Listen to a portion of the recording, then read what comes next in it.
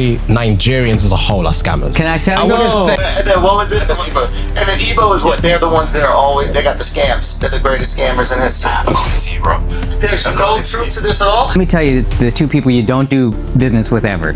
Nigerians and Ismailis. He didn't say black people and Muslims. He said Nigerian. But when you're in there, you're in shock. You're in shock, and all you want to do is move on. You had to say a few times, bro, just move on. Just move on. So many different topics, we were like, move on. Yeah. And it's not even like about pity laughs or anything, but we just wanted to get out of that situation. Literally get out of that situation, keep the ball rolling. And we thought it was going to be more of like a bros chat, but it ended up being something that's like really, really hurt people. That you had one chance to put your country on the map again.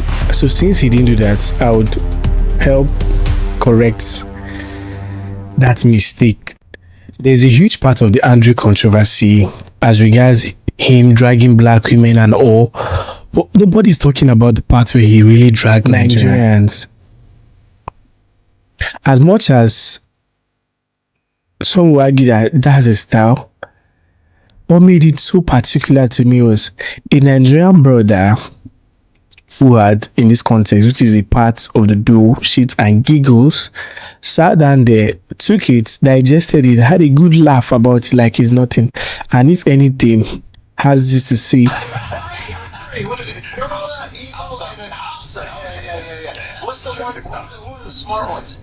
I would say Yorubas. Like the conniving ones. I can't speak. And that's all you need to know. That's right. Euro is like we're educated, we're going to school. The house are the lazy ones, according to you. Wow. Did you just see according to you? I think I expected better. I expected more from him, especially with the fact that Nigerians are doing so well in different fields of life, in different aspects of life, and you had one chance to put your country on the map again, and you can't speak on that. That was so not very nice of him. That was so not mindful. That was so not demure of him.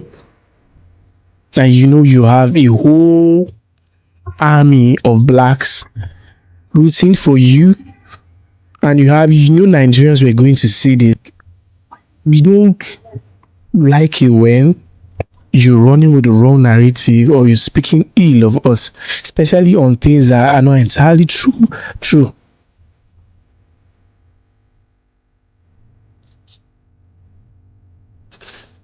Let's keep watching. Or school, the house are the lazy ones, according to you. The house are the lazy ones. Now, that's not fair at all. At all. And then what was it? Igbo. And then Igbo is what? They're the ones that are always, they got the scams. They're the greatest scammers in history. According to you, bro. There's no truth to this at all? Good. See what he did there? Are you saying there is no truth to this at all? That was the golden chance. What is the stereotype? We're just speaking about like stereotypes. I would say stereotypically, Nigerians as a whole are scammers. Can I tell you? I've said this before. What my dad told me one time, and this was so like specific, I didn't even think it was racist. He goes, "Let me tell you the two people you don't do business with ever.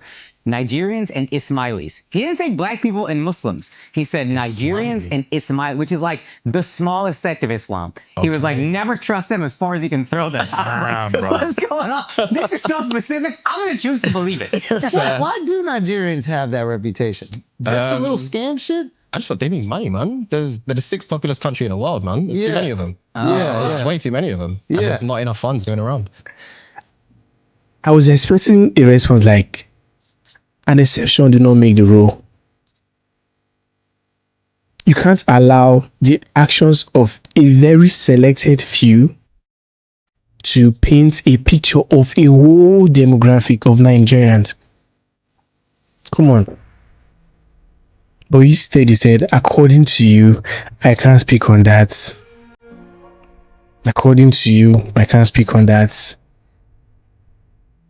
Bro, that was not very nice. That was not very nice of you. This was just like when we were in school.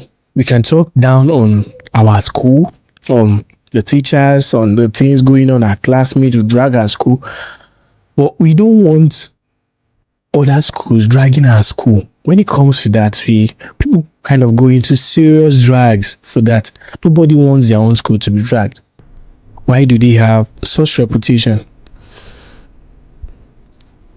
I expect him to go down the whole list of Nigerians that are doing so well, putting the country in a map, that we have better reputation, and we are working hard to put that to like make the reputation or the narrative of Nigeria and anywhere in the world better, and there are people working tirelessly to do that. So since he didn't do that, I would help. So since he didn't do that, I would help correct that mistake by going through a quick list of Nigerians that are dominating the world on a global spectrum, putting us in the map. So I'll start with the obvious ones: Aliko Dangote and Tony Elumelu, who is obviously dominating the business and the entrepreneurship side of life. Yeah, Tony Elumelu on the financial end, Osimhen putting us on the map for football, Hilda Basi, a Guinness World Record holder, renowned chef, Tayo Aina, our YouTube king, Tunde, a current, and I'm not talking about Tunde Edo right now, Tunde Anakoya, a current chess Guinness World Record holder, Vicky James, a queen of fashion that single-handedly puts in the whole country on the map in terms of fashion and sharing her knowledge on to aspiring fashion creators, fashion designers too. Tunde not for sharing the journeys, the stories of people. Rotimi, the movie line, Sam Onuha, the dropshipping line and entrepreneurship line. Even though people like to say yes, he's from the Netherlands, but that man has in serious Nigerian blood rolling in him. Tunde not, yeah, I mentioned before. Tinubu too, he's really putting us on the map. So it might be arguable. Yeah, he's still putting us on the map. And this is part of the reason why I do this, right? Because there are so many Nigerian stories that are not being told in terms of business, in terms of lifestyle, in terms of things that go on. We are really doing well as a country, so it did not seem right for you to get a platform to speak about your country. I don't know if he claims to be Nigerian. I don't think so. And you let it slide and you allow Andrew speak ill of the country. I will not even speak on what the other guy said as regards what his dad told him. Maybe the dad had the bad dealings with a certain person. It could have been anybody. The person could have been from any country. This past weekend, there's been a couple of clips going around from when we did a session on the Flagrant podcast while we were on our US tour. Mm-hmm. And yeah, there were a few jokes made that were incredibly inappropriate. There's first of all, before we get into like specifics or anything like that, obviously there's just literally no excuse. There is no excuse. Agreed. And fight or flight is a real thing. Like it is, yeah. Fight or flight is a real thing, and it's so not easy to say, but when you're in those situations, you look at it through a lens of like, bro, if it was me, I promise you I'll stand up, I'll kick them cameras down, I'll smack homeboy in the face, I'll say this, I'll do that. But when you're in there, you're in shock. You're in shock, and all you want to do is move on. Yeah, bro, move on is the fucking word, bro. All you want to do is fucking move on. Just move on to the next thing. Just move on to the next thing. There's and like we had to say a few times, bro, just move on. Just move on. So many different topics. You were like, move on. Yeah. And it's not even like about pity laughs or anything, but we just wanted to get out of that situation. Literally get out of that situation, keep the ball rolling. And we thought it was going to be more of like a bros ended up being something that's ended up being something that's like really, really hurt people that looked to us for support and looked to us to feel protected. And protected is the main thing that I wanted to discuss. That apology was so bad that I would have preferred if they kept quiet and allowed things calm down. The internet space will have more things to talk about and they will move on. The apology was that bad. First of all, you had a good time, you had a good laughs, like you both had a swell time there, you were laughing your hearts out. Good.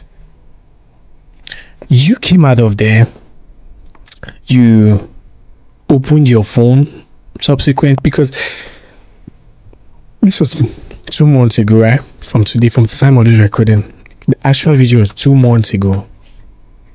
You came out of there, you had a good time, and you went home smiling, giggling. Good. Conversations started coming out on the social media, dragging you for allowing somebody drag you, your race, and you not doing anything about it. And that was the only time you thought it wise to come out and apologize. And in that same apology, you did not own up, like, okay, that was our fault, we did handle it well. But instead, you thought it wise to throw Andrew under the bus. That he made a joke, it was not you, don't blame us, blame him, he's the one, it's not us. You want to be nice, like you really want everybody to like you. Oh, that was where I knew that, oh, they are messing up, like they are really, really, really handling it so bad. And he said something about fights on flights, how they were in so much shock. Bro, you've been on the content space for a long time. This is not the first time you have a camera pointed at you. This is not the first time you're having a conversation with a fellow creator. And we all know how, for a fact, you can use the excuse of being an artist to go crazy. You can really use the excuse of being a comedian to see things that are a little bit under the belt, but people won't really drag you out for it. And J. Cole said something in one of his songs. He said he uses, how did he paint a map? He really said he used the fact that he's an artist is an excuse for him to say what he likes in one of his songs. I don't know the title now, but he really did say that. So I get that Andrew is built this way, but bro, fight or flight, is it the first time you're having a conversation? And what were you guys expecting when you're going to Flagrant show? What were you expecting?